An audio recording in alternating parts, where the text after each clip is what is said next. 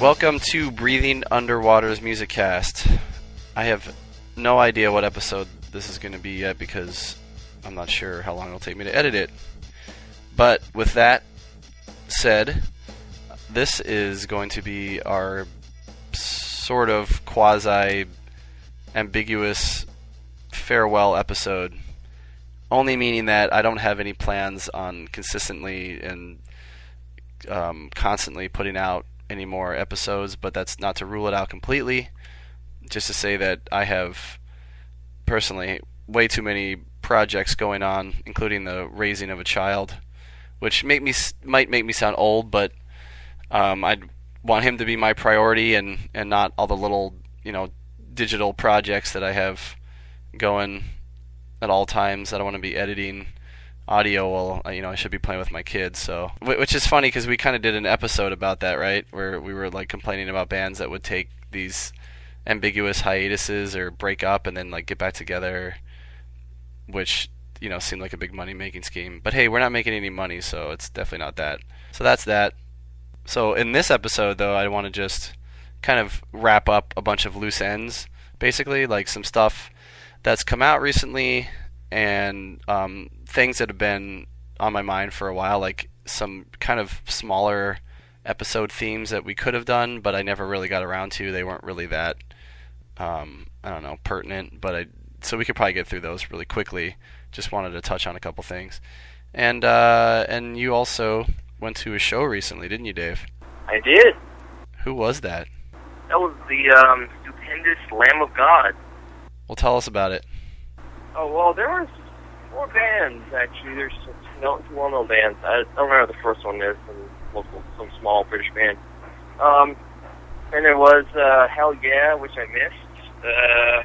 Never been a big fan, although, I love Vinny. I keep the seat better. The third band was In Flames. I mean, I keep on saying In Flames, but In Flames. The band I had not listened to them very much. I mean, in our hardcore days, we had a lot of friends who liked them. I remember listening to them, and I mean, never got into them in the 90s. Part of hardcore was a little bit more of a black metal kind of more like groove or guitar edge, because they have hardcore elements, but they don't tend to break down, and the singer tries to do high stuff. He's not a really good high-end singer. I don't think that's fine. He's more like the middle end of singing and screaming. I like some of the guitar moves are really cool. They do some really cool riffs. I wish I knew that. There's one song they play that's just really good, but okay. Yeah, so they're good. I like them more than I thought I would, and they put on a decent show. I saw them online where they're playing some big, huge metal concert in Germany, I think. And they put on a lot more energy and show for that one than they did for this one. Although the singer was pretty charismatic and funny. They're Swedish? Yeah, I think they're Swedish. And the singer was like, he took somebody's camera in the front row and started filming him and told him you better put this on YouTube or I'll come find you. And he saw some guy way in the back, more by me, who had this long beard, dude, he was the guy, the singer's beard, and he's just going off and how cool that guy's beard is, and how this guy in the front's got no beard, and I don't know, he was just being really funny the whole time. So this was a place in Niagara Falls, about the size of the place we've been, what's that place called, Troc in Philly? It was about that size. It was a bit bigger than 930 Club in Washington, D.C. There was, I don't know how many people there were, 1,500 maybe, 1,000. Mm-hmm. It was pretty full, pretty nice place. Where the higher seating, the second floor seating wasn't very full at all, but had these peripheral kind of stage things. Hard to explain, like elevated sections of the floor, the pit in the middle. So you could just stand there and be pretty close to the band. It seemed pretty well too. It was pretty cool. Lamb of God came on. They had two. They did a thing where they have, video playing the whole time. They had these two projector screens going, playing either the videos or like crazy scenes, horror, war scenes, and different things. They came on. What I haven't seen on YouTube, but they tend to start with Desolation. Do that other song. That was at the time of PTSD from the latest album. They were, I gotta say, they were fantastic. They put on. I was watching YouTube videos the day of the show of them too, playing other places, and they put on the same amount of energy, same amount of everything that they put on in those other shows in huge metal festivals. I mean, they gave it their all, and I really respected that. Like In Flames, I noticed less energy than they had in some of the other shows they played online, and I saw them live. So Life came on, and he talked a decent amount, and he was pretty intelligent, like cussing like a metal singer does, but he could tell the guy's not an idiot. That's one thing I liked about them. They're almost like a political punk band. I think Life said once that they're, if I say anything wrong, but he said that they can be described as a punk band that plays metal. I've always felt this sort of that way. They have this like punk cynicism, but they're a hard string metal band. I noticed a lot of that honoring soldiers kind of attitude they have. They had a shirt there I wanted to buy, but they didn't have it. They didn't have it in medium or large. It showed this like kind of crazy looking American Eagle thing, and it's Lamb of God on the top, and it said "Honor Our Fallen." It showed like an American flag. They had one song. I think, it was "I Got Some to Die For." For that, they dedicated that song to the fallen troops and stuff, and they had the video was playing was pictures of soldiers who were Lamb of God fans who sent in their pictures. We went on a whole thing about respecting the troops and all that. That was cool, and talk about America and pretty positive terms, like happy American stuff. I don't know. Definitely Blake had the most energy out of everybody else there. Drum had a lot of energy too. He had that Slayer set up to his drum set of all the little, you probably know what I'm talking about, Dan, all the wraparound little drum. Oh yeah. Drums and stuff. Basically, like absurd amount of not to the Slayers, not nearly to the amount of the drum setup that Slayer's drum has, but they were loud. Their guitar sound is it's interesting. They like to use these days. I think in their older albums they use a lot more gain, but this time there's a bit less. They like a loud guitar sound with like less gain. Where like if you hear one guitar, it's got that crunch, but it's not. It's that sound that doesn't sound too much. It's like a really just raw kind of. The distortion's not. The distortion's not like a lot of. Let's say Fear Factory has like a lot of gain. Deftones use a lot of gain, like grunge rock always had. They have more like a punk kind of sound where like it sounds full because they have both guitars and bass playing. Like it comes together and sounds heavy. I've always found that sound interesting. As opposed to the higher gain with chorus and all that, like some metal bands do. It's really a produced guitar sound. Life sounds live like he does on the album. He pulled everything off. Like there was no like flaws in their music or their live performance. I also got to say the Pit was like we were ranting about how kids. I don't know if did we actually rant about earlier in any of these podcasts about how kids don't watch anymore these days. It could be the kids. It could be also the culture that's changing because of the possibly in these medium small size clubs the owners are cracking down for liability, and these kids don't think to mosh anymore. Maybe. So with this Pit in this Time of God show, the Pit was damn crazy. There were some big dudes there. Like in that in this Moment show, it was always like younger metal kids, and the Pit wasn't very formidable. But this Pit was like awesome look. I don't think they did a wall of death or anything. They didn't. They made a little circle pit, but not much. But it was just, and it was like one dude was like holding his arm and like bending over because it hurt so much, and he walked away, and then he walked right back in. I mean, I was about 3 or 4 people away from the Pit. I wanted to do where there was more energy, But I mean, it was hard to like. It was, my usual going ape for some of the songs and things, but it was so crowded. It was hard to fully move like I wanted to. But the pit was, it was good to see a nice old school off the chain hook, pit, right. off the hook pit. And it had a bit of a hardcore feel. I mean, where there was like a lot of love and place, more so than standard metal shows.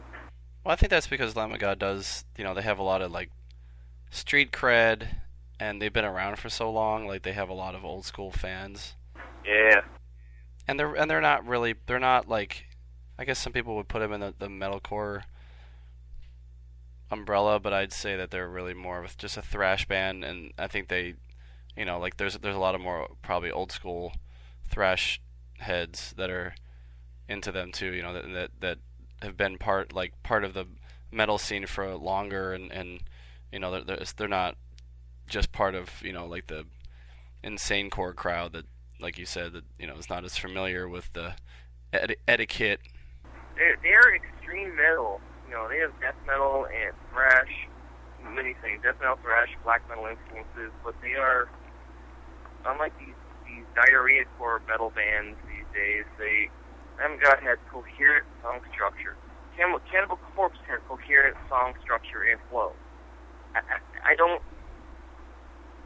What's so great about being extreme? We're extreme metal. We have no flow to the songs. What? Why? I can understand bands like was that Force or whatever, who was like a joke, but the A Barrel, whatever they were. They were a joke, but they're half serious. But these bands they're serious. No, I don't understand. I don't get it. Well, we'll talk more about songs and like good songwriting later. But anything else about the show? They lived up to their credits. I mean, they're great to see them. Well, I'm glad that you had such a good experience at a metal show, even up in the Great White North, where you think that everybody would be in their igloos. Well, I was gonna say Megadeth. I don't know if they came around this week or they were coming around doing a 20th anniversary tour of Countdown to Extinction. It would be awesome to see. I mean, but the thing is, I've seen Megadeth twice, two to three times, and I've never seen Lamb of God. I just really want to see him. Yeah. I'm more to see a band that I haven't seen before. And I saw Lamb of God at Ozfest. I think it was 2004 when I was still in college, and and they had only had the major label that they had out, Ashes of the Wake, and I didn't like them back then. I didn't like Randy, and I just didn't think they were anything special. I think it was Sacrament that actually got me into them, which was and it was Jason that kind of like threw the disc at me. It was like, here, I don't even want this because it's so bad. And to me, it sort of like Slayer's, Diabolysis and Musica, which was like a way more dynamic and like I thought more of like a personal feeling kind of album. Even though Slayer's never really that personal, but this was a way more introspective and darker album. It wasn't as political and like global. So Sacrament was really got me into them. But anyway, I didn't really like him at the time, but I remember I did see him because we were waiting for Hatebreed to come on. And I thought they were really good, even when I didn't like them, like their music that much. So, but that was a long time ago. Well, I got into them in about 05, 06 when Ashes of the Wake was out. Or out here, it just hit me. Yeah. I still think I put Ashes of the Wake and Wrath up as my two favorites of theirs. The new one has some really good stuff. It's kind of like Devil Driver's latest one, where it's got some fantastic songs, but it's just so long. There's a lot of like average throwaway songs in it. Yeah, I'm always curious what it is with bands that feel like they need to put out albums that are more than like 11 songs, especially when when you're a band that plays to a certain genre, which is fine, but like you would think that you would want to kind of tighten it up a little bit to keep the interest, because bands will put out these very albums of like anywhere between like 13 and like 16 songs. You look at like Green Day, the last couple albums have had like 18 songs or something. It's just so long. It's like I don't see, maybe like having an LP that had less space, an actual record was a good thing for bands because you can only have like 4 to 5 songs on each side. It kept it short and sweet and like. And just less room for filler, and just The Machine Head's latest. yeah, well, yeah, which is interesting because those songs were longer, but it was still a shorter album. Oh, I just remember one more thing. Life said he said like they were a band that came from a little hick town, and they moved to Richmond, and they just moved to a bigger hick town. He's like, I think underneath we're all a bunch of rednecks, and they start playing redneck.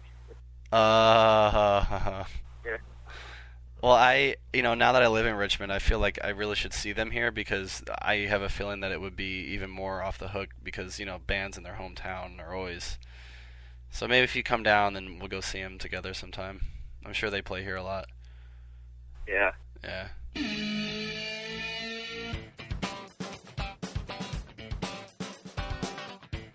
So, you want to let's just quickly review a few other things since we were reviewing concerts. You want to review some album releases and a movie? Let's work our way up here. So, new Mumford and Sons came out. Babel, he says in the song, but I always thought it was Babel, but whatever. Though maybe he's referring to a different Babel or Babel than I'm thinking of in the Bible. But what did you think of it? I listened to it the first time. I wasn't fully in the mood for it. I liked it. I didn't fully get into it as much as the first one. It didn't hook me as much. Let's do it again more times, and I like it more and more. It's less energetic, a little more introspective than the first one, but it still has some great stuff. So it's still a really good album. It's really good. It's a slightly different energy and different feel to it, but I like it. Good follow-up. Yeah, I completely agree. I felt like it was good, but not great, and I was just feeling like it could have been. Well, I feel like they're kind of just playing all the same tricks, like minimal percussion and the banjo, and I don't know. They're doing the things that made the first album really interesting and unique, but then I don't feel they really took it anywhere else. So it's like a really solid album, but it doesn't really add anything really. That's what I felt. Some about the first album, the songs weren't as good. The first album was genius. Yeah, and let's save them for our song discussion in a little bit because I think they're a really good example of how songs can build really well. Another album that came out recently was the new Muse, The Second Law. That album hit me right away. I love the album. It's very dynamic. Some songs are like, one song is like the sound of it. What was it? There's one song that's like it's almost all out new metal. There's one song that's like funk. One song that's like I don't know what. Madness, which is like sounds like it's upset, but the guy's using this crazy electronica guitar thing, and it's all with these electronic instruments. I like it a lot more than their last one. Their last one was a big hit, The Resistance. I know. Mm-hmm. I felt I have to listen again.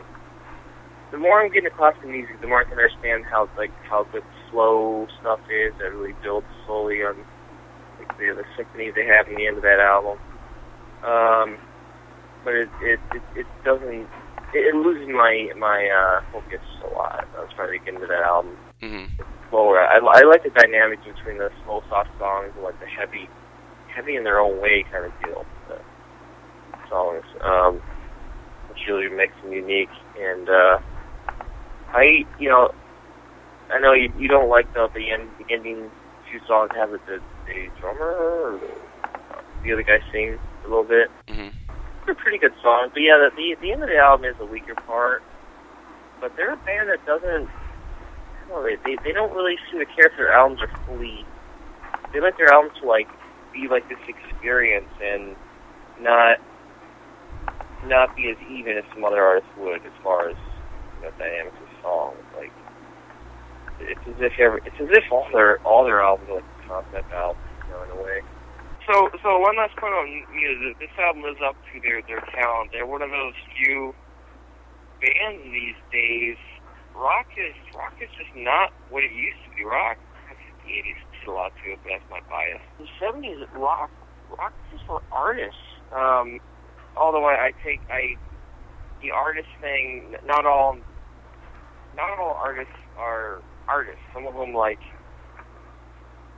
have the artist mentality where, like, we're just musical geniuses and you can be up on a pedestal high and mighty, which a lot of 70s artists were up there. Punk rock, like, was a rebellion and kind of brought it back down to the earth. But Muse seems to hark back to artists like, they're huge influences. Queen is one of them.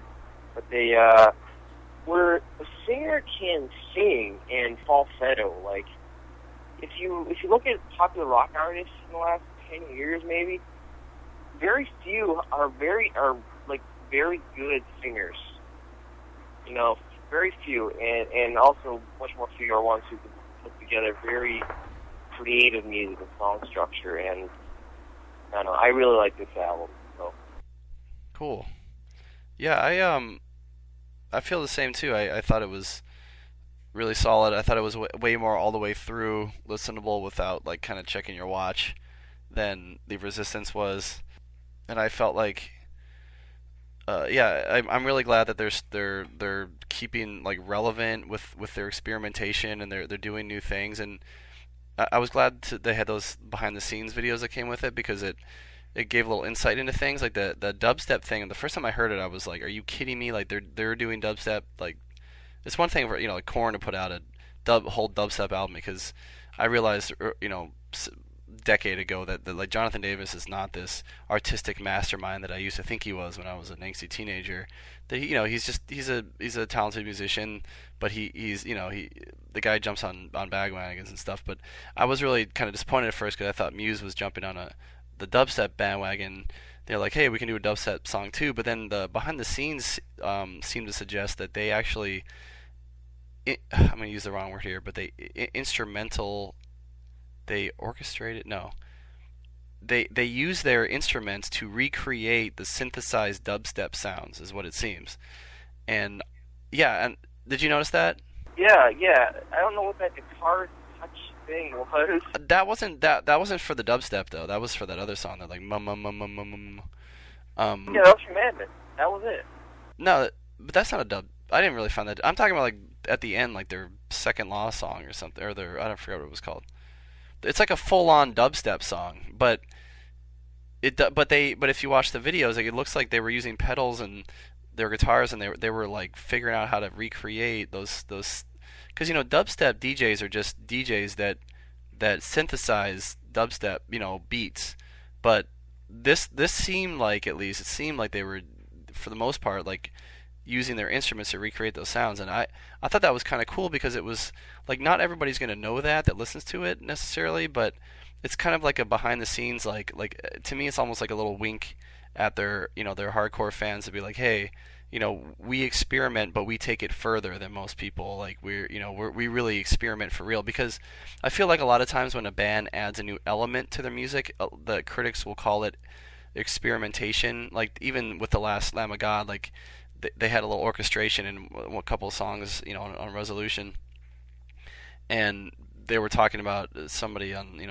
some blog was talking about them experimenting with their sound, and I don't find that to be experimentation. I find that to be more just like broadening their horizons a little bit, or stepping outside of their genre a little bit. But that's not really like experimenting. But, like, Muse seems to me to be like, they really experiment with sound. And I thought this album is the most that they've ever done, like, really with that, because all of these, I feel like this album more so than anything is like a sound album. Like, they're trying to cram in as many different sounds and play with different genres. You said it yourself, like, one song's like a rock song, the next song's like a disco song, the next song's like a prog song or something. Like, it's very, very experimental, in my opinion. And it wasn't that I didn't like the last couple songs with the other singer. It's just that when bands do that, like Weezer did that, and they'll do that. Some bands do that sometimes, where, like, every once in a while they'll throw in a song with, like, another member. Alkaline Trio does that. Well, no, but see, that's like Alkaline Trio and Biohazard and oh god, now they're all slipping out of my mind. But, like, all these bands that have, like, dual singers, Blink 182, like bands that have singers that pretty consistently, like they'll be back and forth, like either if they sing on the same song together, or the songs in the album are pretty evenly balanced between the two singers. But like Muse is not a band like that. They have a main singer, and Weezer is not a band like that. They have a lead singer. So when they just throw in a few songs like with another member singing, just because they want to, it just, to me, it's just kind of jarring and out of place. But I didn't. They were good songs. They just seemed kind of out of place. That was all. But I didn't dislike them. But the other thing I want to say about the Second Law was just that I find it, even though I think it's a really good album, I like it a lot. But I still like Muse in my mind, because I got all of their stuff at once when I really got into them, when I finally got over the fact that they're, the singer sounds a lot like Radiohead or like Tom York, Yeah. in my opinion, and I just couldn't get over that for a long time. But now and then I finally did, and I got like the first 4 albums all at once, and I thought like all those albums are very like rock driven, even though there's some ballad like songs in there, and they do experiment with sound. But I thought like the Resistance and then this one, where they're really like, where they kind of stepped out of being just like a rock and hard band, and they're really trying to just do other stuff. So I tend to like their like harder, heavier rock tinge songs, but like Apocalypse Please and stuff like that. Paper Cuts, like much more than I'm probably getting the song name wrong, but whatever. Anyway, so yeah, I mean, a good album. But I tend to prefer like their older stuff, just in terms, like if I'm just gonna put on Muse, like I want to hear the Muse that I'm used to. But if I'm looking to kind of listen to something more interesting, I'll put on their later stuff. So next up on my list is VOD, Vision and Disorder, the Cursed Remain Cursed. Take it away. When I first heard the album, I was very excited, and that got me into it more. On subsequent listenings, I found it's a solid album. It's put in that category, but I feel like it's missing something. I couldn't think about it. But if you listen to Imprint, they're doing the same as the Heart. A way of doing.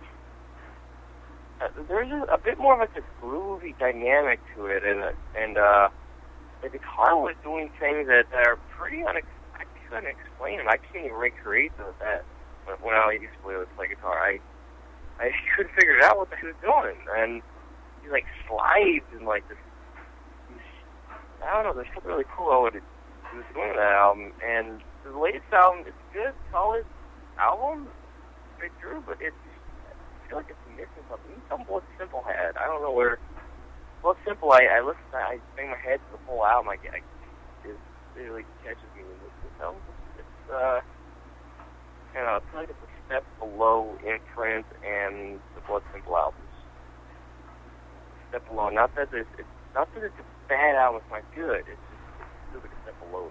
I don't know. What do you have to say, Dan? Same exact thing. Like I definitely was like, when I first put it on, I wanted to feel really blown away, and I kind of was. I was like, VOD is like back and bigger than ever. Like, this is so great, and I definitely think it's like a more solid and consistent album than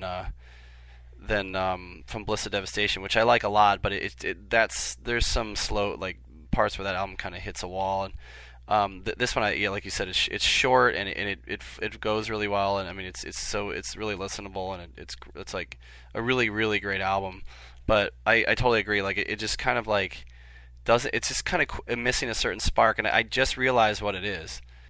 It's just like what happened to, but not as pronounced. But it's kind of what happened to Poison the Well, where Poison the Well, like their first 4 albums were like 3 albums were like really bordering on insanity, and same with like Blood Simple. Like you were saying, like they just did the like crazy, almost like intangible thing that they were doing with this groovy, insane guitar work. But then like this album is just much more hardcore metal, and it's just missing that little tinge of insanity. Like it's really angry and aggressive, but it's just not quite like over the top, insane like Imprint was. And just like what I loved about is it Tear from the Red and You Become Before You is that you listen to the guitar work. Some of those songs are like violently insane, and I really like that. Yeah, so I just felt that that was the only thing missing from the VOD album, but otherwise it was really solid. I just think in their old stuff like Imprint, like I describe a lot of the tune of that album as a descent into madness. And right. few artists have captured it, anything like that. I know. I agree. Sorry to cut you off, but I've been thinking that for a while. Like, you know, I'm really like feeling more attached to bands these days that are like really over the, like, not over the top, but like you said, like almost to the point of madness, where they're, it's not just angry, like they're not just off, but they're like going insane. But I find that really cathartic, you know, with music, because you know, a lot of big life changes can make you feel like you're going insane, and it's just, you know, it's one of those things that I'm connecting with right now. Yep. Yeah, and I find that with a lot of metal is like it's really angry, and it's good for, you know, when you're just trying to like let out the, you know, the demons, but it's so hard to find a band that makes you, like bands that, you know, a band that would make me want to mosh these days, or music that would make me want to wash, is something more along the lines of, like, you know, the second, like Red Harvest, Blood Simple's Red Harvest, or like Imprint or something like that, where it's just like, you know, it's almost like they were just lost it when they made it.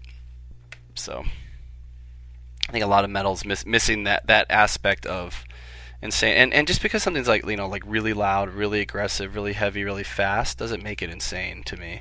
There's just like it's like an intangible thing that it's just hard to really put your hands on. But. Well, yeah, there's a lot of these metal by the numbers bands. They must be a metal band and they make metal, but they're not really expressing metal. They're not expressing anything behind that. There's no substance behind that. It's like an act. It's like putting on it's like actors who want to play metal and they play metal.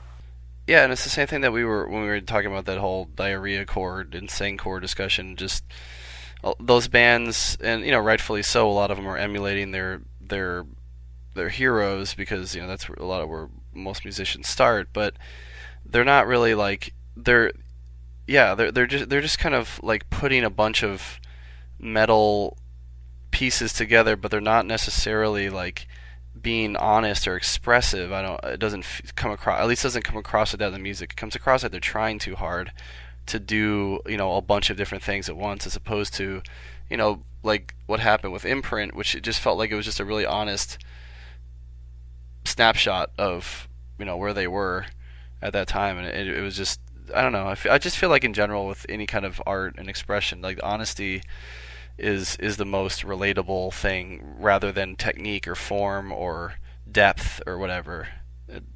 That's how I feel personally. All right, next, the only other one that I have, album that I have to review, is the new Deftones. It's Koi no Yokan. What'd you think? Oh, I liked it. I have to listen to the game, because the last third of the album, I didn't catch me at all, any of those songs. But I gotta just listen to it again more. I listened to 1.5 times. So the first half of the album's some of the best stuff. It is great. I mean, that song Leathers was one of the best songs they've had in years. I mean, it's an awesome song. It's not as good as the last, but it's still really good. I don't know. I feel like it's hard to explain what Chino. He did a few little different dynamics. I don't know if fans picked up on them. He did some different dynamics he did with the way he went about singing, like, notes. I don't know. Yeah, you know what? Again, I kind of just reiterate what you said. I thought it was really good. It definitely caught me, like especially the first half of it caught me really, really strongly when I first my first listen. I listened to it actually like maybe half a dozen times, because I do find myself like attracted to wanting to listen to it. But it does slow down like halfway through. It's just one of those like I don't know, like every album they've put out since White Pony has been pretty much like that, where it's just like, you know, it for me, like, I'm so biased about the Deftones though, that like I kind of like anything they do, and I'll listen to anything they do, and I'm really not going to criticize anything that they do, because I feel like I'm just happy that they're still together. I mean, the thing with Chi is just so crappy, and I feel like at any point, and with especially with the big personalities in that band, I just feel like I'm just waiting for them to break up. I'm just glad that they're still doing it, and that they're they're still putting out like really quality music. To me, the Deftones have kind of also like transcended just any genre necessarily, and they're not. To me, they're not even like a metal band anymore. Or not that they really were. Like I don't think they were really even like a new metal band. I just think they're just like a really dynamic wall of sound. Like they every song that they put out, whether if it's a great song or not, I think is like it's very layered, has a lot going on, and it's just like it's very full. Like the way that Beckner had described them to me a long time ago, that stuck with me, is just like they just always have a really full sound, and like Frank Delgado plays a big part in that with the atmospheric ambient stuff that he does, the textures that he puts in, and I think this album is like a perfect example of all that, where it's just like every song is like very much a wave of sound. It kind of crashes and it peaks and then it comes back down and flattens out and then it crests again. But there was a couple songs in there that really stood out to me, like in terms of I don't know, it's really engaging. And one of them was like one of their like heaviest, chuggiest songs they'd done in a long time. And I might have the wrong one here because I'm just looking at the list and I don't know exactly the number. But it's either 4 or 5, Poltergeist or Entombed. I think it's Poltergeist, and it's just like, you know what I'm talking about? It's like really thick, and Stefan's obviously playing like a 7-string on it. And I'm sure like there's a lot of like people that will decry it as like new metal. It's just like, oh, they're just rehashing new metal or something. But I thought it was awesome because it's so thick and sludgy.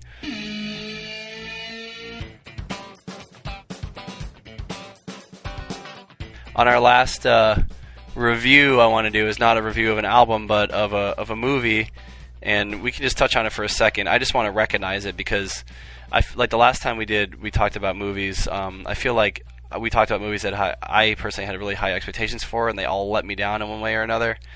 And so I just want to quickly talk about a movie that is not only like to me like the most enjoyable movie that I've seen in a long time, and just really kept me guessing because I had no idea. Like I had heard about its twists, and I'd heard that like things that you wouldn't expect happen, but I didn't know what to expect. So it was a movie that I walked into with like no expectations, and it totally blew me away. And like my only criticism of it, before I even tell you what it is that it's not quite a movie that I think I would watch over and over again, because like movies that I'm more emotionally attached to, only because like the movie was more of like a tongue in cheek, like, hey, look what we can do, kind of movie, as opposed to being a real engaging story with a really interesting characters that you like stick to you and speak to you and stuff like that. But I thought Cabin in the Woods was by far the best movie I've seen in years. And I just wanted to recognize that, because I don't know, like I don't feel, and I think the biggest reason it was because it took a huge risk on being a piece of crap.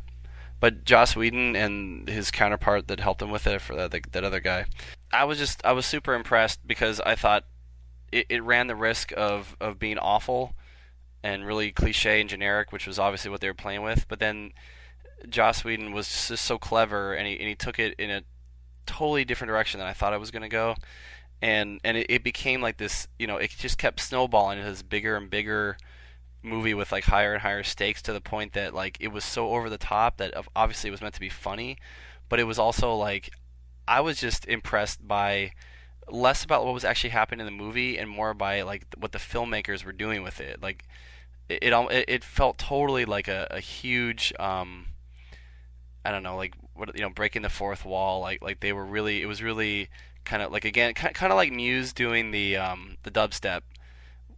This is very similar to me, with that kind of like a wink, or a nod at the audience of being like, hey, look what we can do.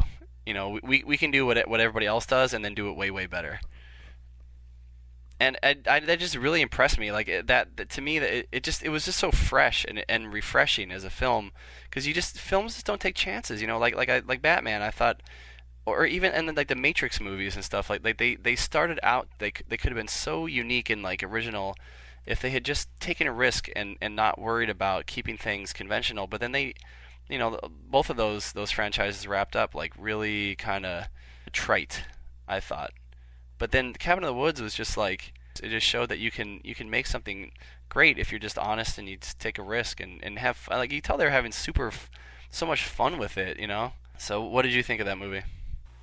That was great. It did hit me on the level. It hit you. I think it's like a film thing with you.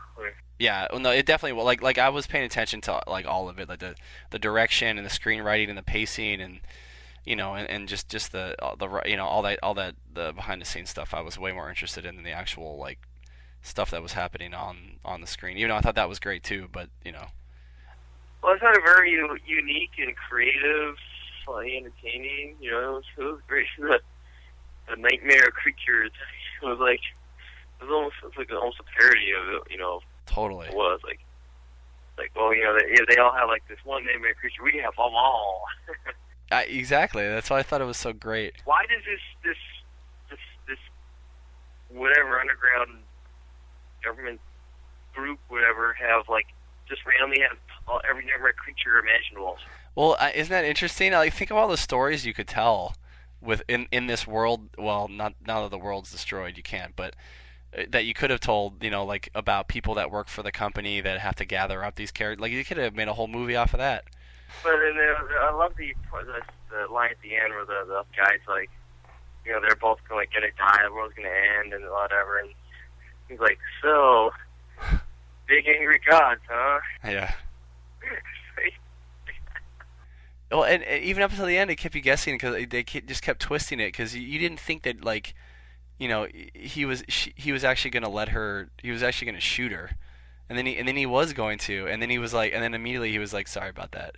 It's just like it was so perfect because in movies, like, you always want the good guy to, like, he has the chance, he has the gun to the bad guy's head, and he never takes the chance. He's not going to. But but this was like, it did everything that you wanted the movie to do, but you didn't expect it to, and I just thought that was brilliant. So, Joss Whedon, that guy's great, and I'm looking forward to Avengers 2 and everything.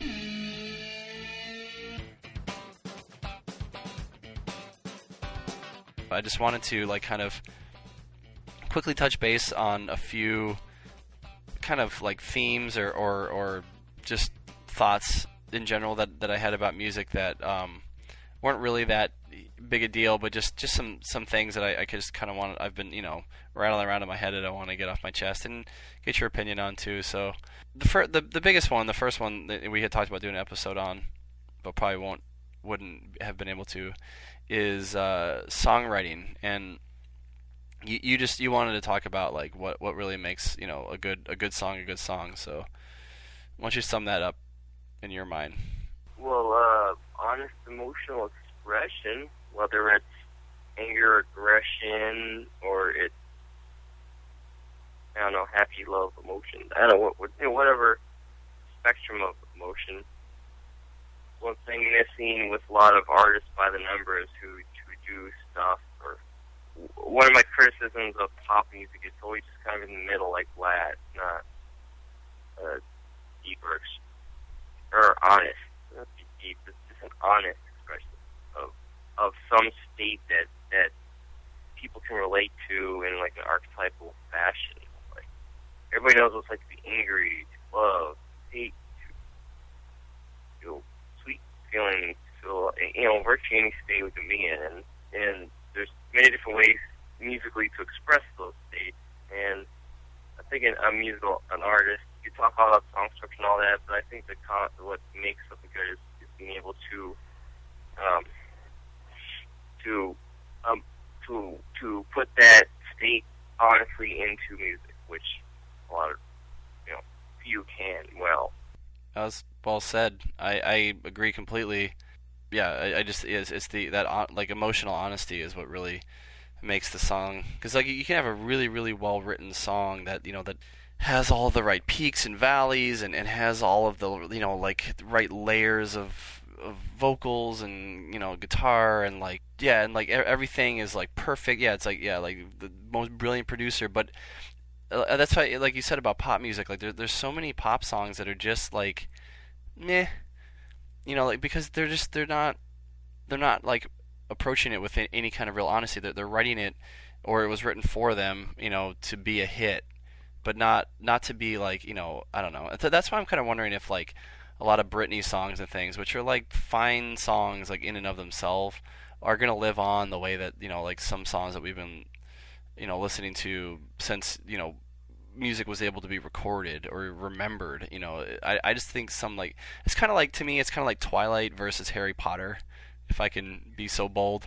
Because like Harry Potter, like whether or not you like that kind of thing, you can't deny that like that had like a cultural significance. Like it was a huge shift of how do you say it? It was a phenomena, and you could say the same thing about Twilight. But if you actually look at the writing, and and people, there are lots of critics and things that say like J.K. wasn't a great author, and she's no J.R. Tolkien and blah blah blah. But her stories, you really like when you read those stories and you read those characters. Forget the movies. I'm talking about the books. You really you feel like she's writing from her heart. Like you really connect with those characters, and they're really honest, like well told stories. Whereas Twilight, that's art. Yeah, exactly. And the whole Twilight franchise is it's just like this. It's just like a fairy tale. It's almost like a teenage girl's musings on the vampire genre. It's not like and the writing itself, like if you read the books, is like exhaustingly like a 12-year-old girl's journal. It just doesn't have. I mean, I'm sure Stephanie Meyer was like really honest in what she was trying to write, but like it just, I don't know, it didn't come across that way. It was just very splash in the pan, like tongue in cheek, almost kind of like pop culture-y stuff that was easy to sell at Hot Topic. But it just, I would just like in term like using that as an example, I feel like that's gonna live on, or Harry Potter is gonna live on, as literature, and be recognized for what it did, to culture, as opposed to Twilight, which people are gonna, in 10 years, be like, what? Edward and who? Bella, what? Harry Potter was brilliant, and the way it hooks people. Yeah, Twilight's emo. It's like overindulgence in melodrama, and which is true for a lot of pop music, like where it's just like they're singing these like really really talented singers like Christina and Britney, and well, Britney's not a talented singer, I take that back, but they're just going up down the scales, and they're so talented, and it's so heart-wrenchingly, but you know what I'm trying to say, like these singers that just, or Lady Gaga, I don't know, they go at it, and they're singing about like really deep stuff in terms of like the content, but then it just feels like it's not coming across with all honesty, because it was meant to be the slick produced song that was going to be a hit, as opposed to just being good music. The album's just there because it has to be there. It's really just there to carry a hit or two. And the other thing I wanted to just throw in about just song good, what makes a good song, and in terms of the writing, is having a good hook. Which is so hard to define, because sometimes a hook can be a melody, sometimes it can be like a lyric, sometimes it can be a beat, but just something that like makes that song recognizable as that song, which is really hard for me like to get into like a lot of prog music, and it's like metal. But yeah, I just feel like there's a lot of the reason I sometimes, like the reason I feel that there are bands or songs that I can't get into that I want to sometimes, is because I feel like there's nothing really particular that's drawing me into the song. Like it could be an amazing song, but it's just missing like just something, the hook of the song that like draws me in, that will make me like remember it, that I would want to listen to it again. And and I could give you like a myriad of examples of like any kind of genre, but there's just songs that are recognizable. It doesn't have to even be like repetitious in the song, but there's got to be something, something like off the top of my mind that that it could be used as an example on the other side of like not having good hooks, is like Red City Radio we were talking about them before, where I think they're a really really good band, and I really like their sound, and I like their songs in general, but like I could not tell you like which song is which song on an album, because I'd be like, oh, that one in the middle, but like it wouldn't make any difference, because I feel like every song is like the same tempo, the singer sings the same notes, and it all comes across like the same way. And there's but even like bands that are really raw, just like screaming, and there's not much going on. Like the first Devil Driver album, I feel is like really hooky for some reason. Like there's just, as opposed to the newer Devil Driver, which is just all the same like screaming double bass, like crazy guitar licks. But what I feel like makes those songs average is not that they're not like not well written or they're not uninteresting. I mean, they're not they're not uninteresting. It's just that they're just lacking some kind of hook, something that like draw you into that song in particular. And I think sometimes bands lose that, and that's one thing I've always liked about like Machine Head is that or Deftones, like they write really hooky songs, like that just have uniqueness to them. Like there's never been a Deftones song to me that sounds like any other Deftones song. They have the same sound, like the same feel, and like they'll fit inconsistently into an album, but they all sound like Deftones, but they don't all sound the same, as opposed to like Red City Radio is to me. All right, next quick little theme here. I'm calling this the overplayed blacklist, and I've been feeling this way for years now, like even since high school. And I just want to get your take on this, where I feel like there's there's a small number of bands that have these really iconic songs that are great songs, but they've been played so many times, in so many facets, whether live on the radio, or like by your friends or in commercials or in movies, that it's like I can't hear this song anymore. And I'm going to give you my list, and then I want to hear if you can have any to add. Black Sabbath's Iron Man, Led Zeppelin's Stairway, Metallica's Enter Sandman, Ozzy's Crazy Train, and pretty much every hit AC/DC song. And there's a bunch more for sure, but like those are the ones that stand. Like every time, I shoot football games now. Everything on the radio that's been on the radio of Guns N' Roses. GNR. Well, I guess Welcome to the Jungle is probably one of the best hard rock songs ever made. If you just listen to the dynamics of the song, it's like totally. But I can't listen to it, and it's not like overplayed like. Oh, I've heard this too many times, but overplayed to the point that it makes me vomit in my mouth when people play it, because it's gotten past the point now where like kids don't even recognize like what's that these songs like had a time and place and that they were classic. Like when I saw, and it's not even that they've like lost their meaning or anything, but just like that car commercial. It's like I think it's for maybe like the Honda Pilot or something, where they're like doing an acapella and like found sounds version of Crazy Train, and they're like I and it's just like it's kind of cool because it's like, oh, they're bringing Ozzy to another generation, or even in like Rock Band and Guitar Hero games and stuff. But it's at the same time that the kids are listening to these songs, and I don't know, there's just something like, it's just kind of annoying where I just feel like if I hear the song one more time, or like when I'm shooting football games for my school, like they always, every single time they play Enter Sandman. I don't know why this has to be Enter Sandman, but can you imagine Metallica at this point in their career like playing Enter Sandman live? It's gotta just kill them inside. Oh, this again. All right, this next one is just a little gripe of mine, but I really wanted to just get it out there. I really am getting really, really tired of deluxe albums, because it seems like they cannot put out an album now where there isn't a deluxe version, and a lot of times the deluxe version now doesn't even have any original stuff. It has maybe a couple like remixes or like a video behind the scenes like the Muse thing did, or maybe it'll have like one extra song, but on iTunes or whatever, Amazon or whatever you get it from, a lot of times it's like $2 or $3 more, even though it might be just like one thing, or even more. Like what is iTunes, the standard album's like $9.99, right? But then the deluxe album will be like $14.99, and it's just like a couple extra songs. And I just don't understand that, like from both. I mean, I guess I get it from a marketing point of view, because they want to make more money on an album that they didn't spend any extra money on, to sell for that amount. But like from a band's point of view, like I if I were a band, I would have trouble sanctioning that, unless I guess I just wanted to make extra money, but which I totally would if I were in a band. But like being like, hey, okay, here's this body of work that I've been working on for X amount of months or years, and we've put our blood, sweat, and tears into it. We really want our fans to, we're going to be touring incessantly and like not seeing our families for a year so we can like tour on this album. And they're like, we got to put this out. Like, we've worked so hard to put these songs in order and the way we want them, and they flow into each other. And then we'll put out this other version of it that just like totally screws all that up for an extra $4 that has a couple B-side songs that we were going to trash, but the studio wanted us to put, or the record company. It's just like, I don't know.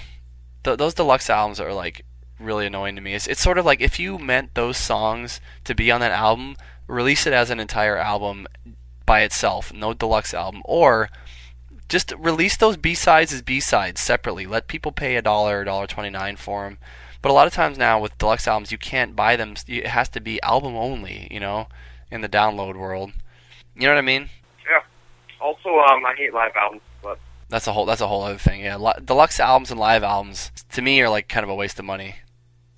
But that to each their own. But like I just really wish that, because as and I know a lot of people like to listen to singles now, like especially in the download age. Like a lot of people won't download albums. They don't care. They only want to hear like the certain songs they want to hear. And a lot of people listen to their iPods on shuffle anyway, and blah blah blah. Like, but I don't know. I mean, coming from a CD age or even like a cassette tape age, I really like listening to an album from front to back because it feels like I'm getting the complete piece of work. I just like that. It's like watching a movie. Like, I wouldn't watch a scene of a movie. I would watch the whole movie and get the whole feel of it and understand what it was about.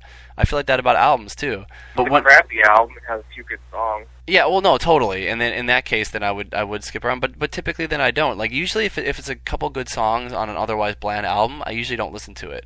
But if it's an album that's at least halfway listenable, I'll still listen. Like Sabian Westward's Wither, Blister, Burn, Peel. I only like the first 5 songs or 6 songs, and the last 3 or 4 I think are pretty much garbage. But I always listen to the whole thing just because, I don't know, maybe it's just a waste. I'm wasting my time. But anyway, like I feel like I hate spending that extra amount of money on something that I don't even know if the band really meant to put out.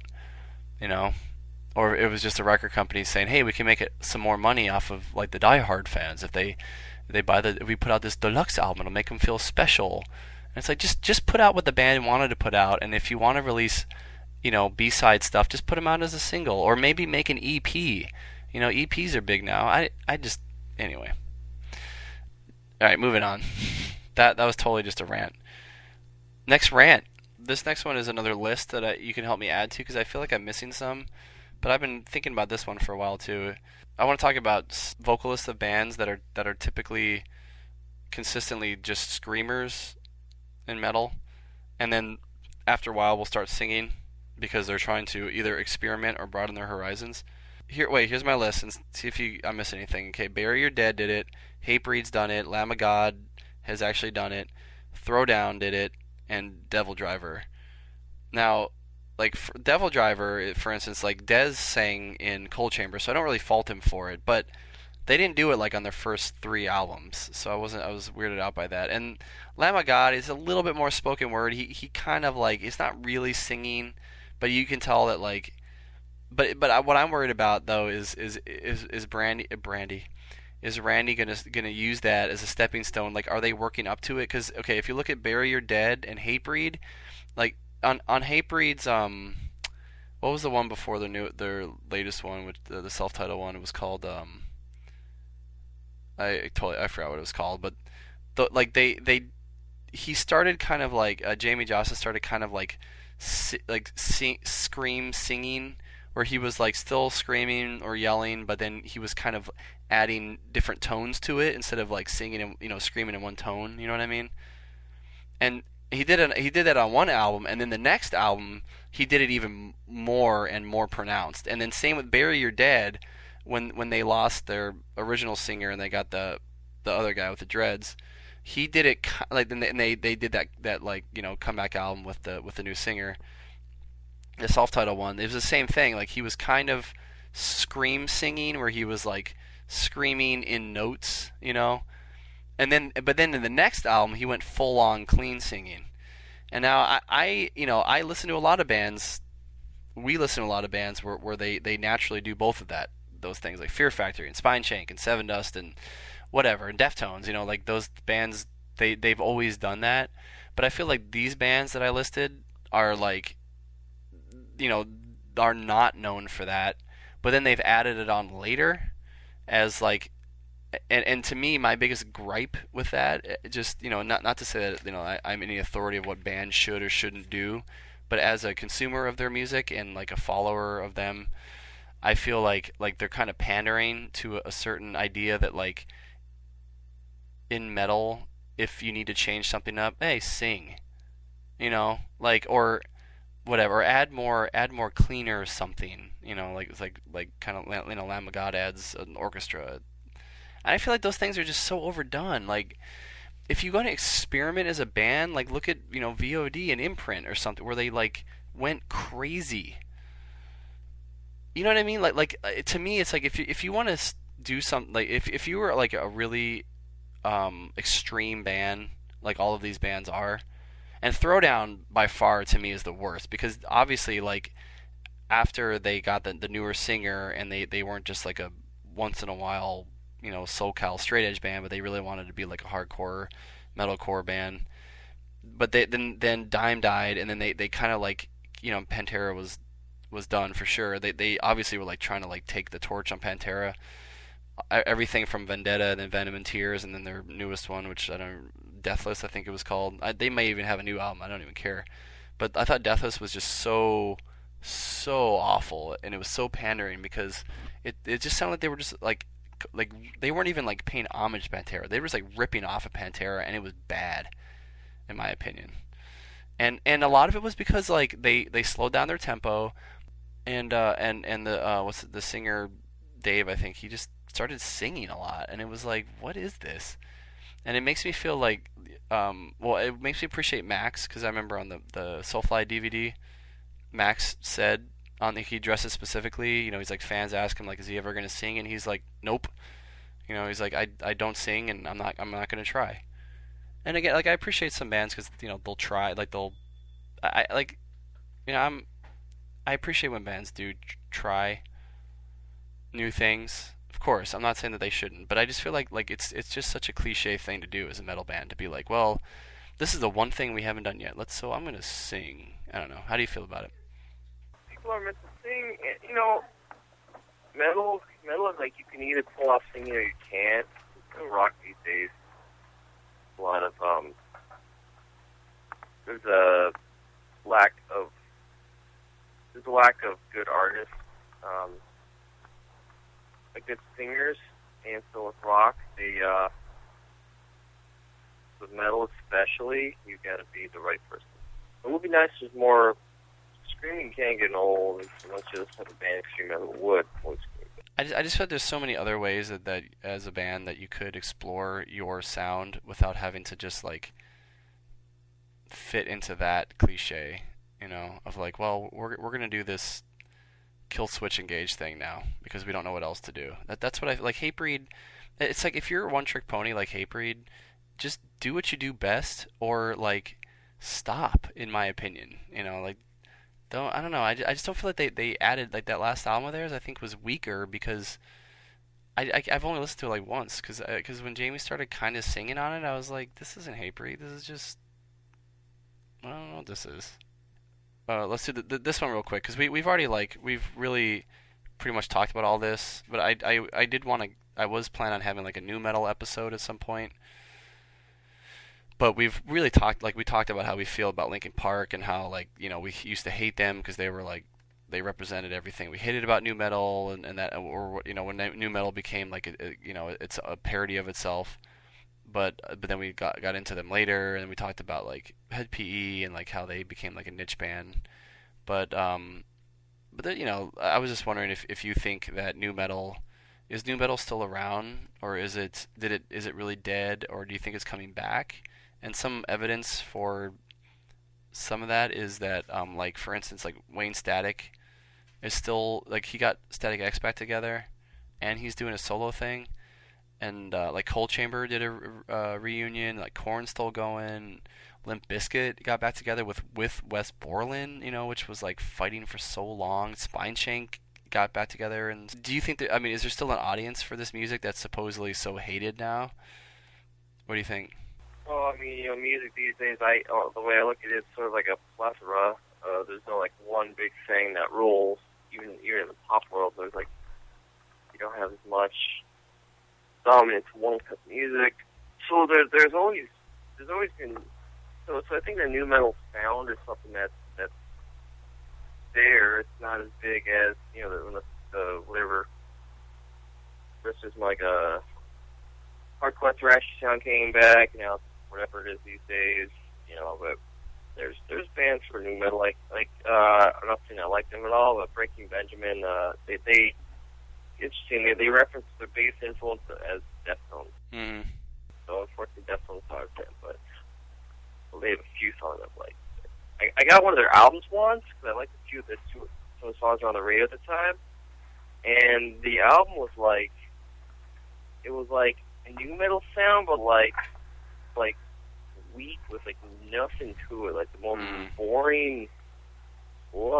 Yeah, or like it was all about whining about their ex. Like, man, I hate you, ex, so much. Or it was like every song. I don't know. It's there. It's there. It's another. And if you notice, a lot of metalcore bands, at least indirectly, have new metal sounds integrated into it, like low, chuggy. A lot of them will have, go thrash and then a low, chuggy a little bit, So it's there. Okay. It's there its own way. I don't think that the big bands are gonna come back. Like how all the big grunge bands come back together, but grunge hasn't resurfaced or anything. That's a good point. All right, well, let's do this last one real quick so I don't have to change tracks, so this won't be fast. This is music with a message was the theme, and I was just contemplating, because, I listen to certain bands and artists that I really don't agree with them, like Eminem is a good point, where I really don't agree with, half the stuff he talks about, but I just find him compelling. Like Slayer, I'm not into Satan, and I don't really think they are too. I think it's kind of tongue-in-cheek, but, they're, kind of, and some death metal and stuff, and, nobody worships Satan. That's like a church myth. No, I know, but what I'm saying is, I don't herald, negative, and, horrible thing, they have a lot of, smack that they talk about things, and it's really violent, and I don't necessarily agree with all of things that they say, but I'll still listen to them. Throwdown, I don't like the straight edge message as a kind of cult club thing, but I love them. But yeah, so all those bands and lots of other bands that I listen to, I don't necessarily agree with either some of the stuff they talk about or their bigger picture, who they are as a band. Flyleaf is a good example. I'm not on the same page with them about their beliefs and stuff, but all the ones that I listed and more, I find so compelling for their their emotional dynamicism and just something draws me into their music. So I was just wondering how you felt. Do you think that music that is very message? Oh, and also bands like NoFX and things that are or bands that are super into politics and things, and some things that I may not agree with. Still love those bands, even though I don't agree with everything that they might have to talk about.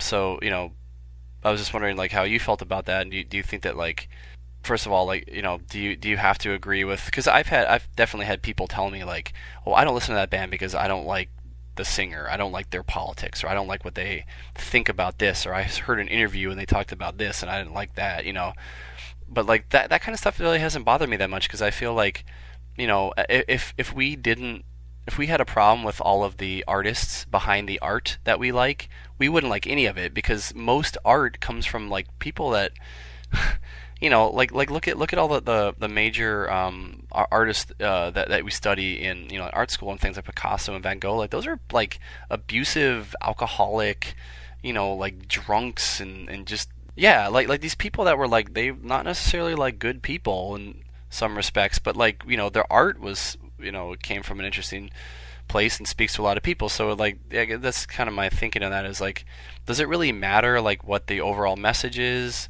Do you have to agree with it to like it? And do you think that some people are turned off by music that has more of a message, like a specific message to it, like we're a political punk band, and like, so people that aren't of those politics could like it, or like, what do you think about that?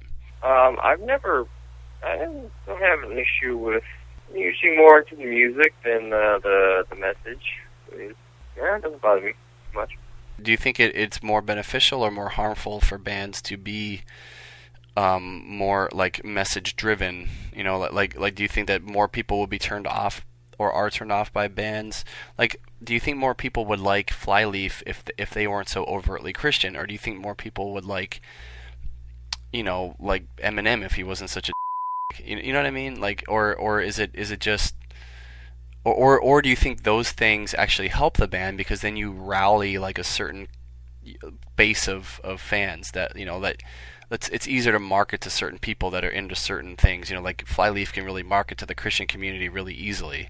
What do you think about that? Rage Against the Machine, like Zach Leninist, and I don't like Marxism very much, but I still love them for their angst. So in the end, do you think it's the emotions that really speak to people, despite the actual specific message? Oh yeah, how some artists who have ideas that may not be mainstream can somehow a lot of times slip through the cracks and become very known mainstream because the music or whatever their art is so good that people don't get drawn to it, regardless. All right, well, thank you, Dave. Thanks for being on the podcast in general and putting your time and effort into it. I appreciate it.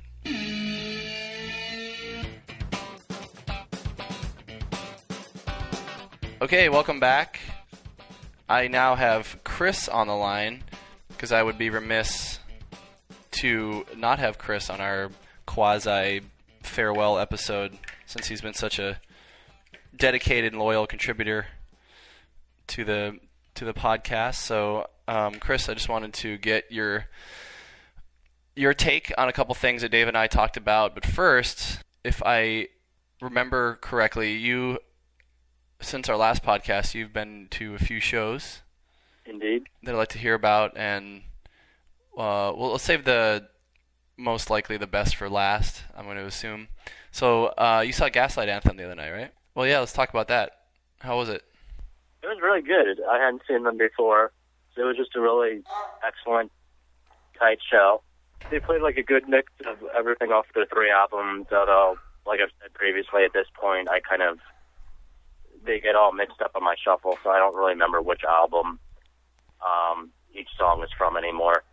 But I had to leave before the encore. They apparently did like a good 7 or 8 song encore. Where was it? Night 30 Club. Was it pretty packed?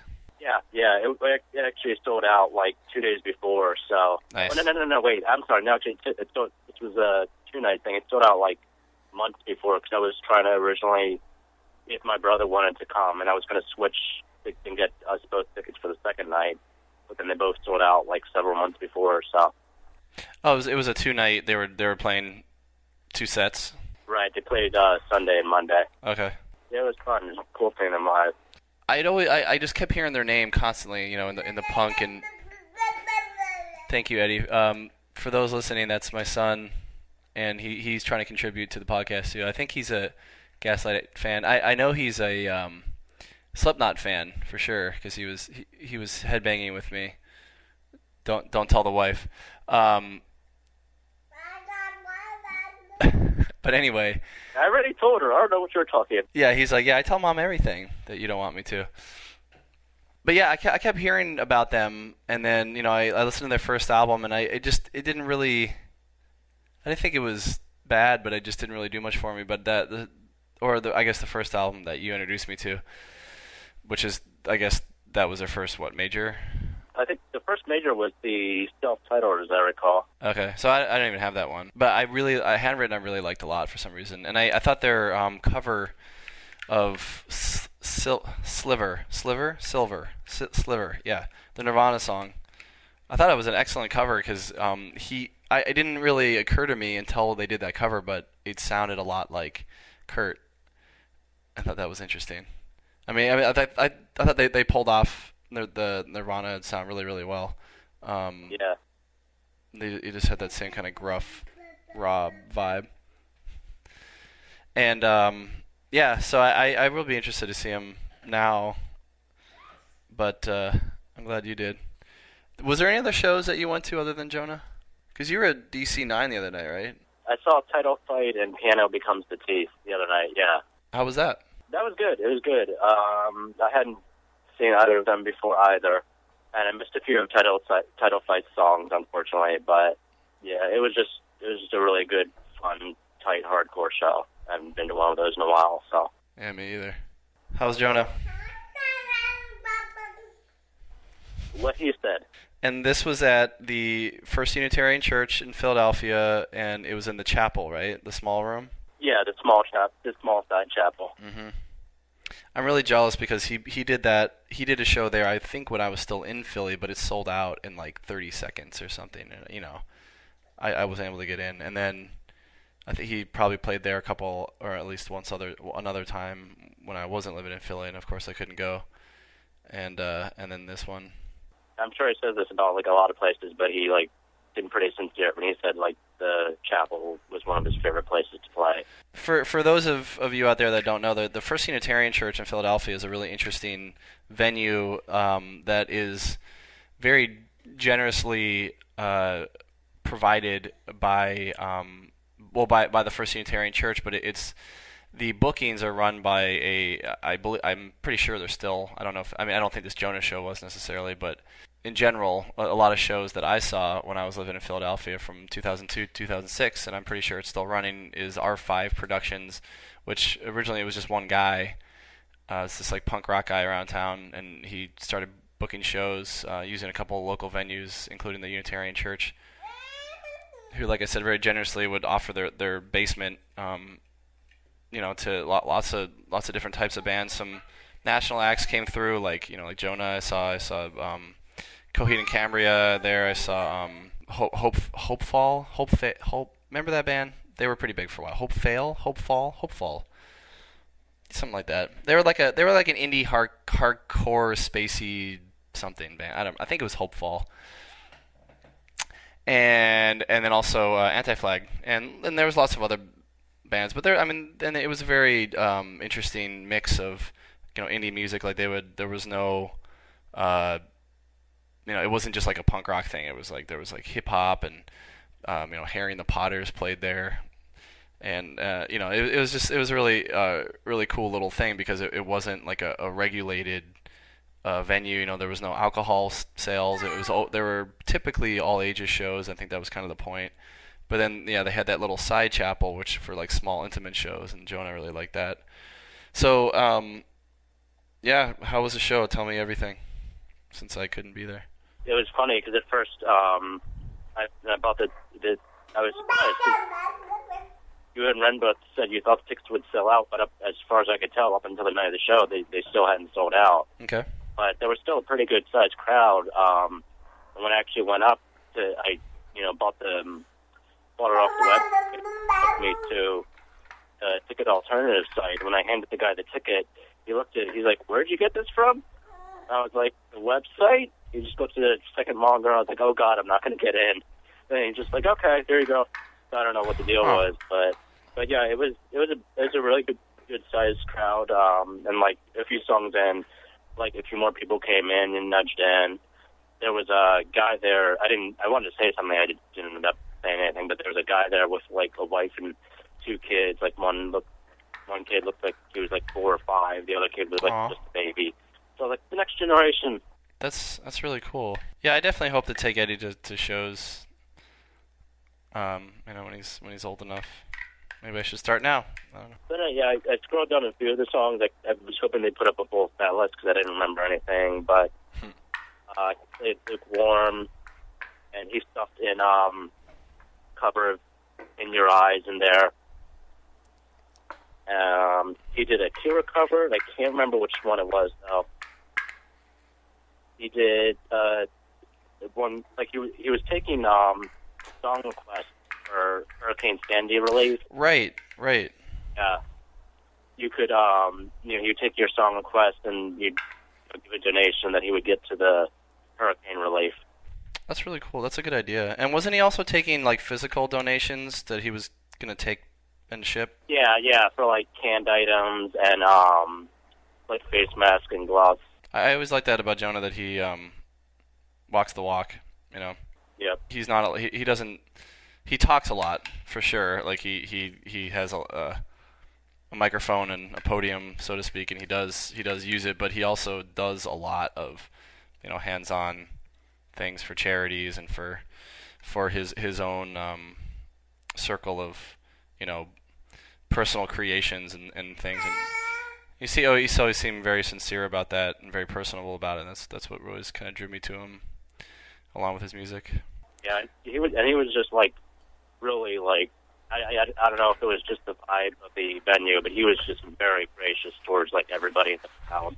Mm-hmm. Like, telling us, this is like for the people like you that I do these shows, and he was very humble, which he always is, but. Well, especially now because he doesn't tour like a rock band tours, anymore. He's not. He doesn't really. He's much more of like a musician for hire, and he's more of a commission musician. He doesn't just set out on like an East Coast tour. I think he still does some European tours. He did like an Australian tour before, but in the past. But I think like in the past like 5-6 years, he just doesn't do that anymore, and so that it's probably like nice for him to be able to play a show more like he used to. So, did he have any good rants or talks or thoughts and ideas? He would stop a song and just in the middle of it unexpectedly and start talking about something. Yeah, I probably don't remember some of them, but like he definitely touched when he played the Daughter song. He definitely touched on the fact that the last time he had done a show at the venue, she was like much younger, and now she's getting ready to go off to college. That's crazy. It blows his mind. Yeah, totally. And sadly, when he did At Night We Live, and he was talking about how he'd been to see Chi a few times, and how his family's still maintaining the website One Love for Chi. Yeah. But in his opinion, he doesn't think Chi's going to come out of it. Aw. More than he has, but So yeah, anything else about the show? It sounded like Jonah had a big beard. I don't think I've seen him with a beard before. How was that? Yeah, he did have like a pretty full beard going on. Yeah, I've seen him with a mohawk and all sorts of different hairstyles. I never saw him with a beard before. So that's. I remember when. mohawk? Huh. Yeah, I don't think he was had it for very long, but he put it on his blog once. He had done a mohawk. I think it was like when he turned 40. It was like, I'm gonna do this. Anyway, so anything else about the show? Yeah. See, he did. What else did he do? He did a 3-song gratitude set, and for one of the contribution donations, and he and the guy bantered back and forth because originally the 3 songs the guy selected, he only knew one of the 3, so they bandied about the other 2 to do. Somebody asked for a Melon Colin cover. Oh, wow. And he's like, I don't know any of their songs, so I'll just make up a song about how I don't know a Melon Colin song, but I really respect them as a band. So he did a little ditty on that. Yeah, that's got to be kind of touch. Like, it's one thing to request a song from his catalog, but to just some random cover that you would expect that. I know you put it that covers album, but I don't know. That seems kind of unfair to be like, hey, play. Like, he's not a karaoke machine, And he's not a cover band. Like, why would you expect that Jonah would? He's not a bar band or something. Like, you wouldn't. Why would you expect that Jonah just knows all these covers that you like? Hey, Jonah, play that Keisha song. He did. He used to cover "Since You've Been Gone" by Kelly Clarkson. Oh, really? Yeah, but he likes to do some of those more unexpected covers, I guess. Like some of the stuff on that covers album he did was really interesting. Yeah. It was cool. Everything was in good nature, and just everybody was just having fun. I did get the April learning as for a donation request, and I got to show my tattoos afterwards. What do you think? He was like, oh, that's awesome, buddy. And I was like, oh, and I'm not sure if you saw them before or not, because I thought I posted them on the Facebook page. Mm-hmm. They hit up briefly, but it was a really cool moment. So That's awesome. And for those of you that don't know, Chris has the central lyric of the April Learning song from which EP was that? Was that Always New? that was the first Always New the monthly one. Yeah. Okay. Yeah, so Chris has the quintessential lyric from that, which includes the breathing underwater phrase that we've both adapted into things on his sort of what would you say, like your underarm bicep area? Yeah, on the side of the inside of my biceps. And you got that in Hawaii, right? Yep. So that's awesome.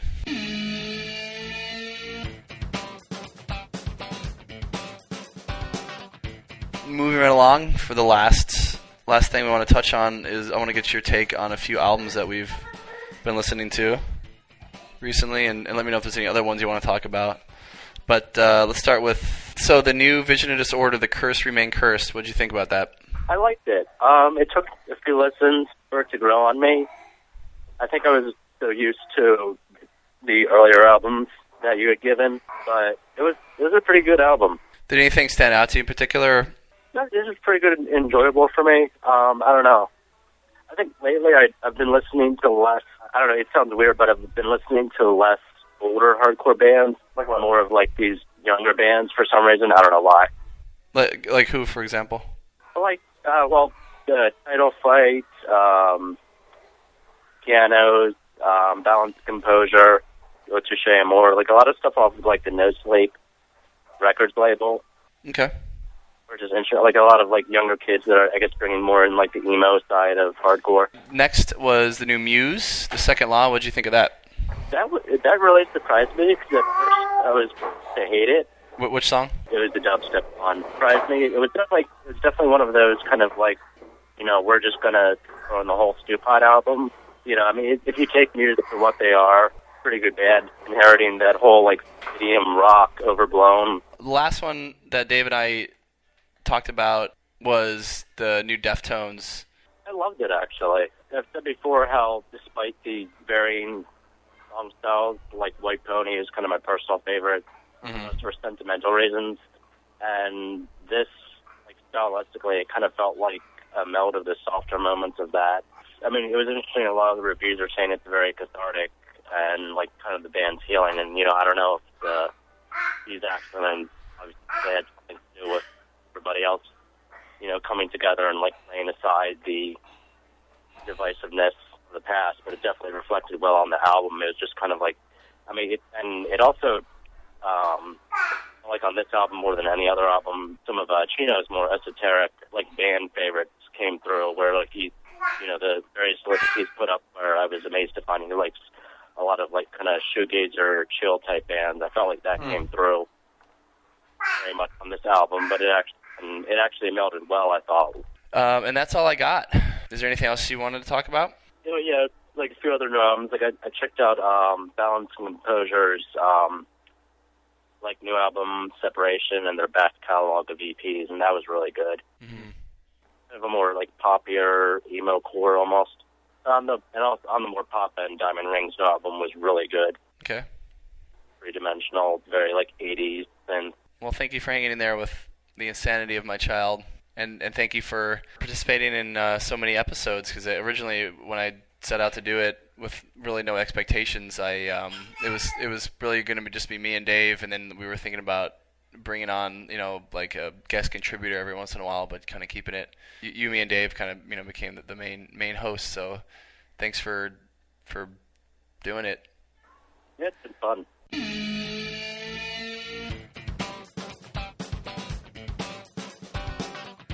So as a probable last song pick, I'm going to play the last song that the Mobius Project, my former band on Maui, Hawaii, ever recorded.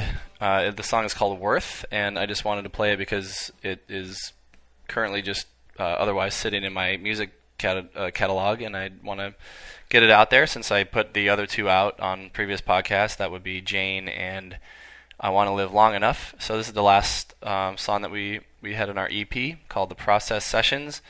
And Worth is a little bit poppier sound than a lot of songs that we had, but then which is kind of a funny dynamic that we had as a band where myself and our singer Allison were had more varying taste between very very dark and very light and poppy stuff, and we try to push some of that on the band, where our guitarist Jeremiah was a little bit more hesitant to write poppier sounding stuff, especially being intentional about writing poppy music.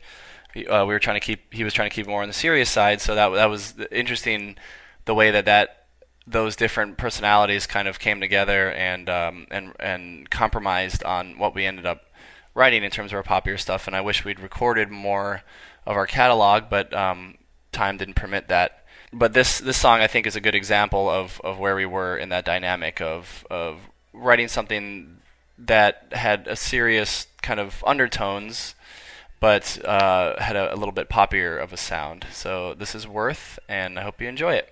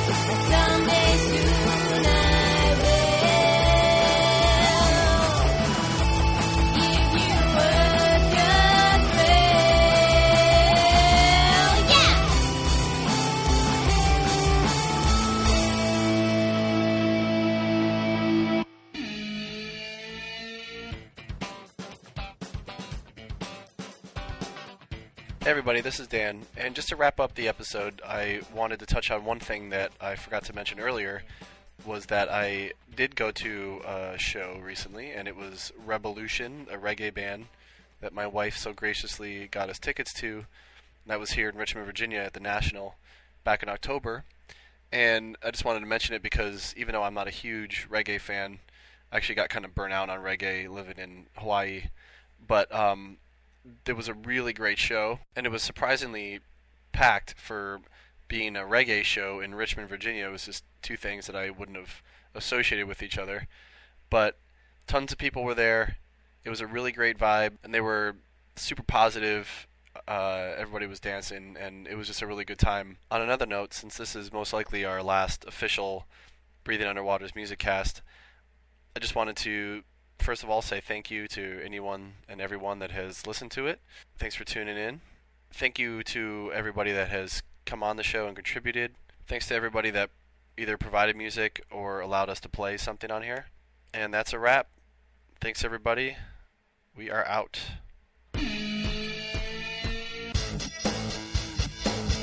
The main website for this podcast is bumusicast.wordpress.com. Please leave us feedback there in the comments section, or please email us at breathingunderwater1@gmail.com. You can also follow us on Twitter at breathingunder, but I'm only really going to post when we have a new episode available. Other than that, there's not going to be much other web presence for now. I'm just trying to keep things simple. So if you need to contact us, WordPress or email is probably the best bet. All views and opinions expressed in this podcast are those of the persons expressing them and have no relation to the companies, artists, or bands discussed. In addition, the participants of this podcast claim no rights or ownership of the musical media, songs, sound clips, etc. presented in this podcast, which are solely for promotional purposes. If there are any issues with any content presented in this podcast, please contact us and we'd be happy to take care of it. So please do not sue us or be a hater. Thanks for listening.